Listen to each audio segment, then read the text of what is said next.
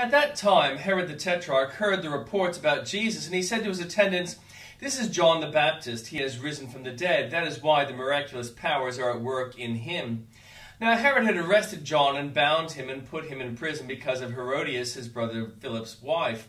For John had been saying to him, "It is not lawful for you to have her." Herod wanted to kill John, but he was afraid of the people because they considered John a prophet. On Herod's birthday, the daughter of Herodias danced for the guests and pleased Herod so much that he promised with an oath to give her whatever she asked. Prompted by her mother, she said, "Give me here on a platter the head of John the Baptist." The king was distressed, but because of his oaths and his dinner guests, he ordered that her request be granted, and had John beheaded in the prison. His head was brought in on a platter and given to the girl, who carried it to her mother. John's disciples came and took his body and buried it. Then they went and told Jesus. When Jesus heard what had happened, he withdrew by boat privately to a solitary place. Hearing of this, the crowds followed him on foot from the towns. When Jesus landed and saw a large crowd, he had compassion on them and healed their sick. As evening approached, the disciples came to him and said, "This is a remote place, and it's already getting late. Send the crowds away so they can go to the villages and buy themselves some food." Jesus replied, "They do not need to go away. You give them something to eat."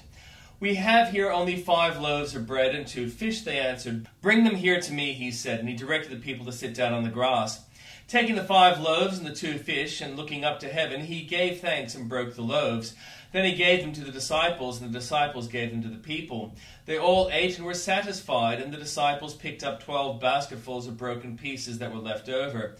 The number of those who ate was about 5,000 men, besides women and children.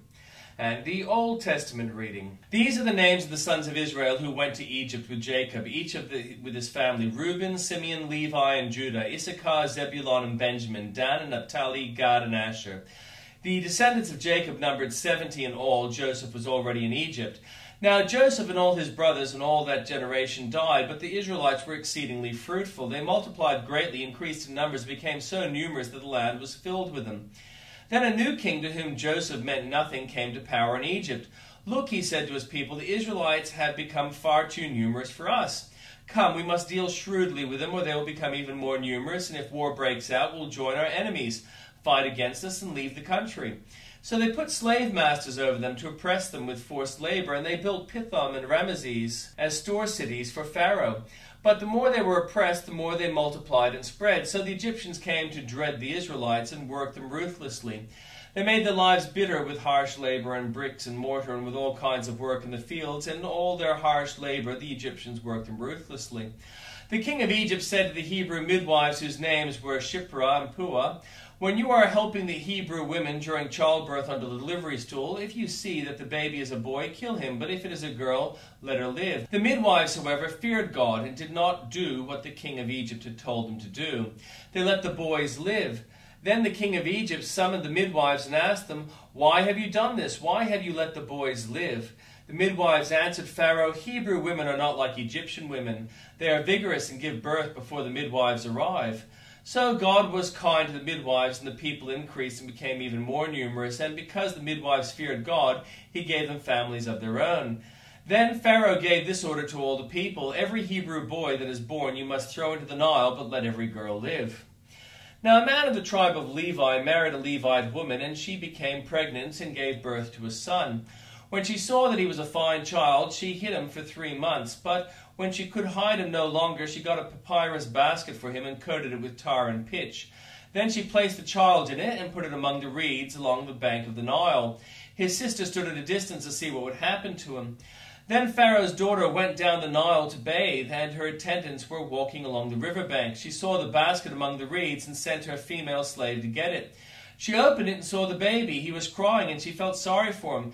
"This is one of the Hebrew babies," she said. Then his sister asked Pharaoh's daughter, "Shall I go and get one of the Hebrew women to nurse the baby for you?" "Yes, go," she answered. So the girl went and got the baby's mother. Pharaoh's daughter said to her, "Take this baby and nurse him for me, and I will pay you." So the woman took the baby and nursed him. When the child grew older, she took him to Pharaoh's daughter, and he became her son. She named him Moses, saying, "I drew him out of the water." One day after Moses had grown up, he went out to where his own people were and watched them at hard labor. He saw an Egyptian beating a Hebrew, one of his own people. Looking this way and that, seeing no one, he killed the Egyptian and hid him in the sand. The next day he went out and saw 2 Hebrews fighting. He asked one in the wrong, "Why are you hitting your fellow Hebrew?" The man said, "Who made you ruler and judge over us? Are you thinking of killing me as you killed the Egyptian?" Then Moses was afraid and thought, "What I did must have become known." When Pharaoh heard of this, he tried to kill Moses, but Moses fled Pharaoh and went to live in Midian, where he sat down by a well. Now a priest of Midian had 7 daughters, and they came to draw water and fill the troughs to water their father's flock. Some shepherds came along and drove them away, but Moses got up and came to the rescue and watered their flock.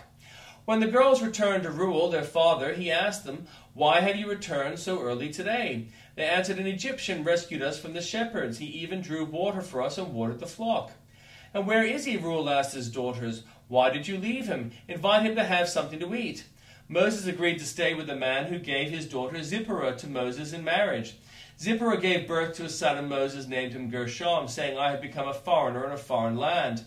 During that long period, the king of Egypt died. The Israelites groaned in their slavery and cried out, and their cry for help because of their slavery went up to God. God heard their groaning, and he remembered his covenant with Abraham, with Isaac, and with Jacob. So God looked on the Israelites and was concerned about them. Now Moses was tending the flock of Jethro, his father-in-law, the priest of Midian, and he led the flock to the far side of the wilderness and came to Horeb, the mountain of God. There the angel of the Lord appeared to him in flames of fire from within a bush. Moses saw that though the bush was on fire, it did not burn up. So Moses thought, "I will go over and see the strange sight, why the bush does not burn up." When the Lord saw that he had gone over to look, God called to him from within the bush, "Moses, Moses." And Moses said, "Here I am." "Do not come any closer," God said. "Take off your sandals, for the place where you are standing is holy ground." Then he said, "I am the God your father, the God of Abraham, the God of Isaac, and the God of Jacob." At this, Moses hid his face because he was afraid to look at God. Then the Lord said, "I have indeed seen the misery of my people in Egypt. I have heard them crying out because of their slave drivers, and I am concerned about their suffering. So I have come down to rescue them from the hands of the Egyptians and to bring them up out of that land into a good and spacious land, a land flowing with milk and honey, the home of the Canaanites, Hittites, Amorites, Perizzites, Hivites, and Jebusites. And now the cry of the Israelites has reached me, and I have seen the way the Egyptians are oppressing them. So now go, I am sending you to Pharaoh to bring my people, the Israelites, out of Egypt." But Moses said to God, "Who am I that I should go to Pharaoh and bring the Israelites out of Egypt?" And God said, "I will be with you, and this will be the sign to you that it is I who have sent you. When you have brought the people up out of Egypt, you will worship God on this mountain." Moses said to God, "Suppose I go to the Israelites and say to them, 'The God of your father has sent me to you,' and they ask me, 'What is his name?' Then what shall I tell them?" God said to Moses, "I am who I am. This is what you are to say to the Israelites. I am has sent me to you." God also said to Moses, "Say to the Israelites, 'The Lord, the God of your fathers, the God of Abraham, the God of Isaac, and the God of Jacob, has sent me to you. This is my name forever, the name you shall call me from generation to generation. Go assemble the elders of Israel and say to them, 'The Lord, the God of your fathers, the God of Abraham, the God of Isaac and Jacob, appeared to me and said, I have watched over you and have seen what has been done to you in Egypt. And I have promised to bring you out of your misery in Egypt into the land of the Canaanites, Hittites, Amorites, Perizzites, Hivites, Jebusites, a land flowing with milk and honey. The elders of Israel will listen to you. Then you and the elders are to go to the king of Egypt and say to him, 'The Lord, the God of the Hebrews, has met with us. Let us take a 3-day journey into the wilderness to offer sacrifices to the Lord our God. But I know that the king of Egypt will not let you go unless a mighty hand compels him. So I will stretch out my hand and strike the Egyptians with all the wonders that I will perform among them. After that he will let you go. And I will make the Egyptians favorably disposed towards this people, so that when you leave you will not go empty-handed. Every woman is to ask her neighbor and any woman living in her house for articles of silver and gold and for clothing, which you will put on your sons and daughters, and so you will plunder the Egyptians.'"